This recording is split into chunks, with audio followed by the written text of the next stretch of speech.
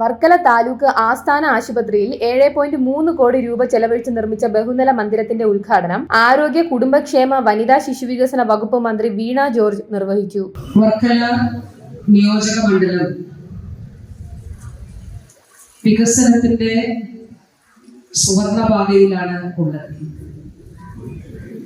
ബഹുമാന്യനായ MLA advocate V Joy ഈ സമീപകാലത്ത് മണ്ഡലത്തിൽ നടന്ന പ്രവർത്തനങ്ങൾ മാത്രം പറയുകയുണ്ട്. 2024 മാത്രം അദ്ദേഹം എടുത്തു പറഞ്ഞു.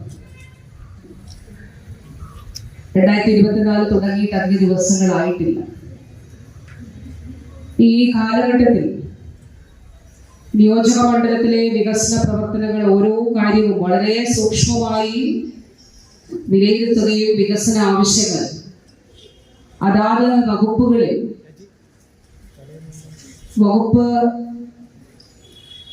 അതിന് ചുമതല വഹിക്കുന്നവരുടെ ശ്രദ്ധയിലേക്ക് ആ വിഷയങ്ങൾ കൊണ്ടുവരുന്നത്, അത് നേടിയെടുക്കുന്നതിനും സവിശേഷമായിട്ടുള്ള പ്രാഗൽഭ്യമാണ് ബഹുമാന്യനായിട്ടുള്ള MLAക്ക് ഉള്ളത് എന്നുള്ളത് എടുത്തു പറയാനായിട്ട് ആഗ്രഹിക്കുകയാണ്. നമ്മുടെ ഇവിടെ കാണുന്ന ഈ ഉദ്ഘാടനം ചെയ്യപ്പെട്ട ഈ ബ്ലോക്ക് 7 കോടിയിലധികം രൂപ ആരോഗ്യ വകുപ്പിന്റെ പ്ലാൻ ഫണ്ട് അനുവദിച്ചുകൊണ്ടാണ് ഈ ബ്ലോക്കിന്റെ നിർമ്മാണം പൂർത്തീകരിക്കപ്പെട്ടിട്ടുള്ളത്. 7,05,00,000 രൂപയാണ്. നമ്മളൊന്ന് പരിശോധിച്ചാൽ ഒരു ആശുപത്രിക്ക് അത്രയും തുക പ്ലാൻ ഫണ്ടിൽ നിന്ന് ഒന്നിച്ചനുവദിക്കുക എന്നുള്ളത് സാധാരണമല്ലാത്ത കാര്യമാണ്. അവിടെയാണ് ഞാൻ പറഞ്ഞത് MLAയുടെ പ്രത്യേകമായ ഒരു ഇടപെടൽ അതിലുണ്ട്. ആ ഫണ്ട് ഇവിടെ കൊണ്ടുവരുന്നത്.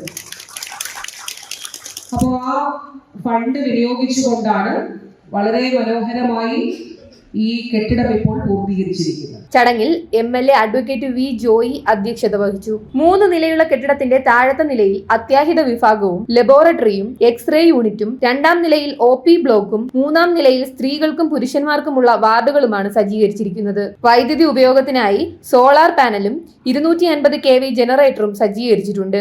നിലവിൽ 64 കിടക്കകളുള്ള ആശുപത്രി 100 കിടക്കകളുടെ ആശുപത്രിയായി ഉയർന്നിട്ടുണ്ട്. ഭാരത് വിഷൻ, വർക്കല.